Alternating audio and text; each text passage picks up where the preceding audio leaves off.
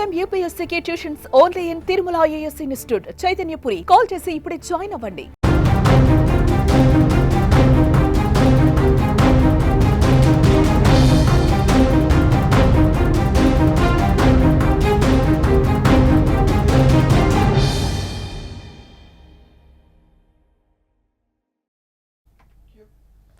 మయన్మార్లో దయనీయ పరిస్థితి నెలకొంది. 2 రోజుల క్రితం సంభవించిన భూకంపం దేశాన్ని అతలాకుతలం చేసింది.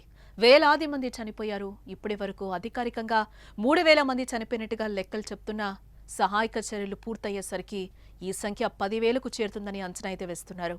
భూకంపం నుంచి వచ్చిన క్షణం నుంచి ఆ దేశ ప్రజలకు కంటి మీద కునుకు లేకుండా బతుకుతున్నారు. భయంతో అల్లాడిపోతున్నారు. ఇంట్లోకి వెళ్లే ధైర్యం చేయలేక రోడ్లపైనే నిద్రపోతున్నారు. మరోవైపు శవాలు కుళ్లిపోయి భారీగా దుర్వాసన వస్తున్నాయి. మయన్మార్లోని రెండో పెద్ద నగరమైన మాండేలో ఈ పరిస్థితి ఎక్కువగా కనిపిస్తోంది.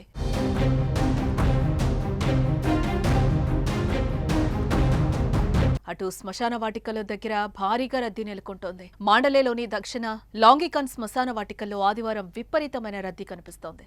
చనిపోయిన వారిని పూడ్చేందుకు స్థలం సరిపోకపోవడంతో ఇబ్బందులు ఎదురవుతున్నాయి. ఆదివారం ఉదయం శ్మశాన వాటిక బయట పార్క్ చేసిన కార్లతో రహదారులు నిండిపోయాయి. మయన్మార్ చట్టాల ప్రకారం మరణ ధృవీకరణ పత్రం లేనిదే మృతదేహాలను ఖననం చేయకూడదు. వందల మృతదేహాల విషయంలో అలాంటి పత్రాలు లేవు. దీంతో సమీప సరస్సు వద్దే బంధుమిత్రులు తమ వారి మృతదేహాలతో పడిగాపులు కాస్తున్నారు. ధృవీకరణ పత్రాలు జారీ చేసిన మృతదేహాలు కూడా శ్మశాన వాటికలో కుప్పలుగా ఉన్నాయి.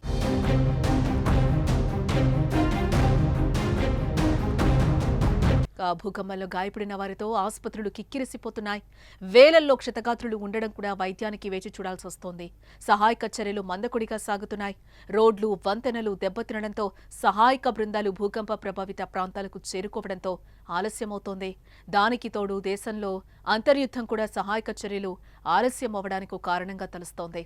రెబల్స్ ఉంటున్న ప్రాంతాలకు దారితీసే రహదారుల్లో మిలిటరీ ప్రభుత్వం ఏర్పాటు చేసిన చెక్పోస్టుల వద్ద సహాయక బృందాలను అడ్డుకుంటున్నారని, అక్కడి సైనికులకు ఉన్నతాధికారుల నుంచి స్పష్టమైన ఆదేశాలు వచ్చాకే సహాయక సిబ్బందిని అనుమతిస్తున్నారనే వార్తలైతే వస్తున్నాయి.